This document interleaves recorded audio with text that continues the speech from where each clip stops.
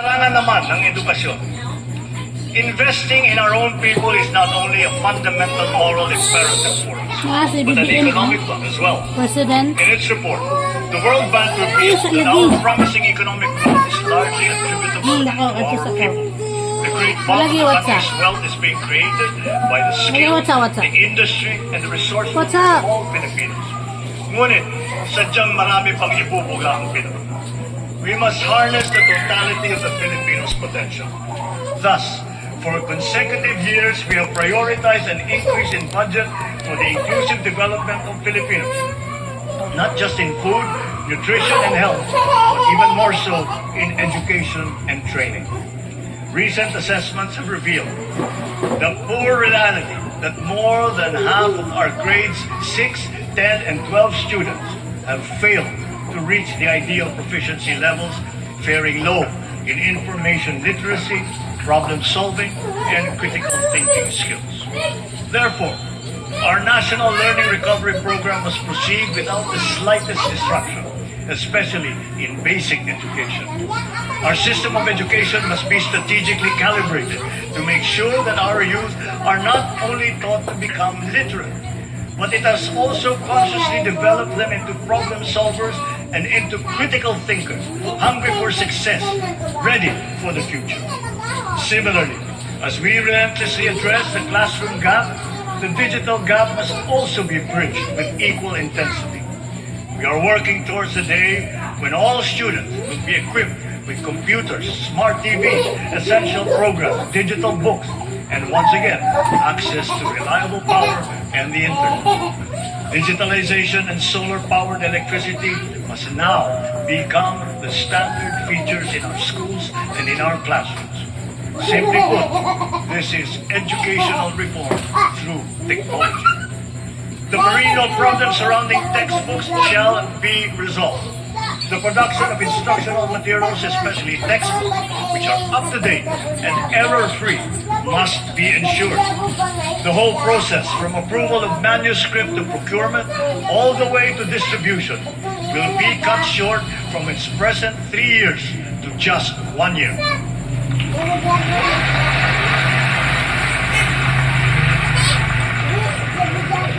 Ito ngayon ang magiging hamon sa ating bagong kalihim na tiyakin ang pagbangon at pagtaas ng kalidad ng edukasyon sa bansa sa lalong madaling panahon.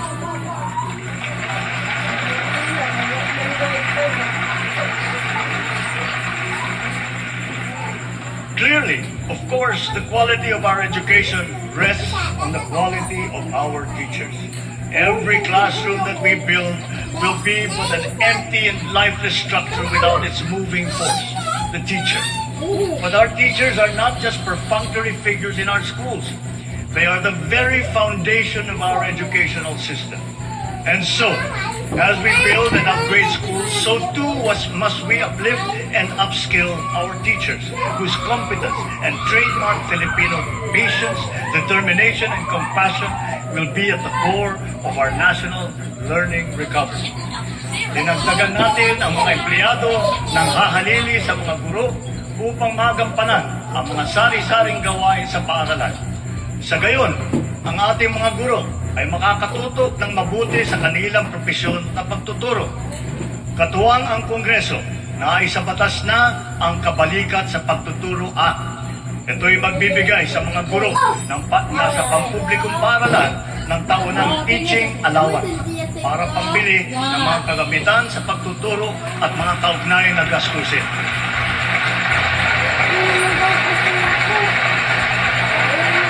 Matatanggap na nila ito simula sa susunod na taon. Meron na rin silang personal accident insurance mula sa GSIS. Makakapaghatid din ng dagdag na ginawa ang special hardship allowance para sa mga karagdagang public school teacher na masasaklaw nito na nakakaranas ng matinding hirap at panganib sa kanilang araw-araw na pagtatrabaho. At wala na ring utang-taging sa mga teacher. Hindi magiging hadlang ang kanilang pagkakautang upang makapag-renew ng kanilang mga lisensya. Bagkus, marapat Marapat lamang na sila ay payagan pa rin makapagturo nang sila ay makapaghanap buhay at mayroong kinikita. Of equal significance, we have allocated funds to finally implement the expanded career progression system for our public school teachers. This will promote professional development and career advancement within their ranks. This expanded system lays out two major career paths for our teachers to pursue: the teaching and the school administration tracks, each of which shall have ample career growth opportunities. With this system in place, we will accelerate the career growth of teachers. Sa sistemang ito, wala nang public school teacher ang magre-retire na teacher 1 lamang.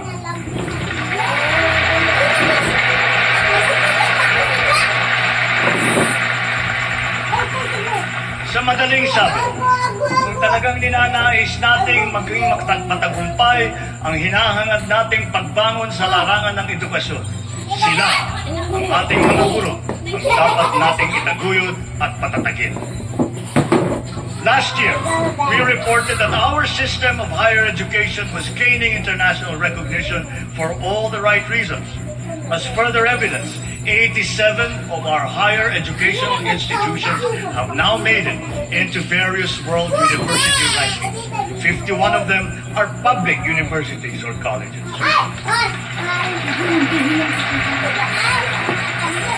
Also, we witnessed this past school year a significant rise in the enrollment rate in higher education, both in public and in private institutions.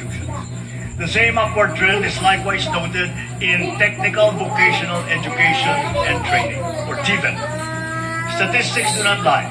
8 out of 10 graduates of TVET ultimately land decent jobs.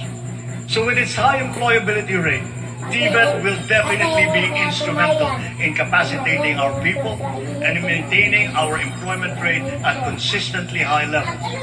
Cognizant of its potential, the DepEd, CHED, DOLE, and TESDA have joined forces now to incorporate TVET in the senior high school curriculum to further boost the employability of our students. The Philippinnovation and Malikhaing Pinoy programs have been launched, both drawing vast interest and inspiring key sectors and the public to generate solutions, to share ideas, and to drive innovation forward across the country. The IT and creative sectors are burgeoning industries, knowing no territorial bounds, and they hold great promise for our talented and hardworking people.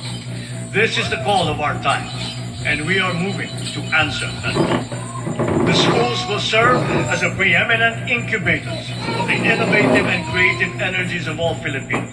Advanced learning systems and technologies in the areas of robotics, artificial intelligence, and the Internet of Things shall be made available in TVET Innovation Centers nationwide. Highly technical and professional level training courses will soon be launched, notably in cybersecurity and in the creative industries. Of our globally ranked HEIs, 63 have made it into the WURI Global Top 300 Innovative Universities. In the face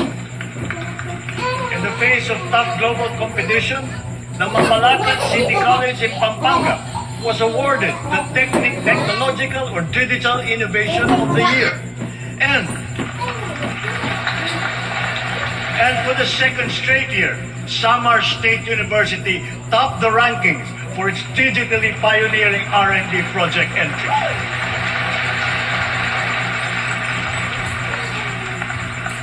Relevant scholarships and R&D grants will continue to be available, aligned with our agenda to foster startups.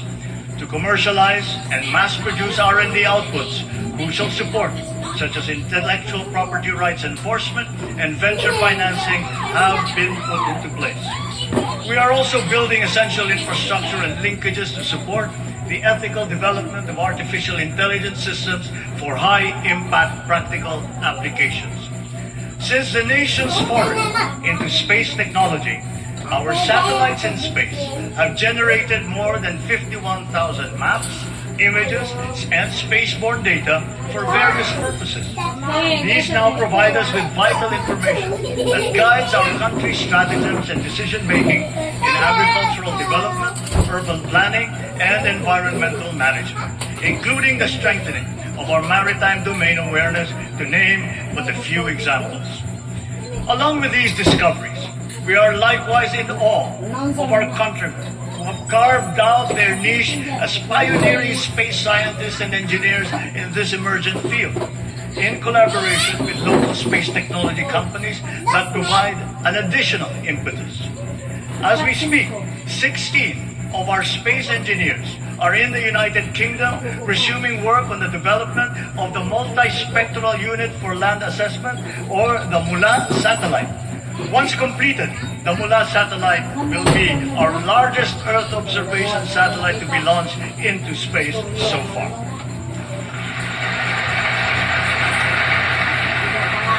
May they inspire the next generation of Filipino students to follow their footsteps and reach for the stars. Sa ating mga trabahador, our employment rate has increased to 95.9%.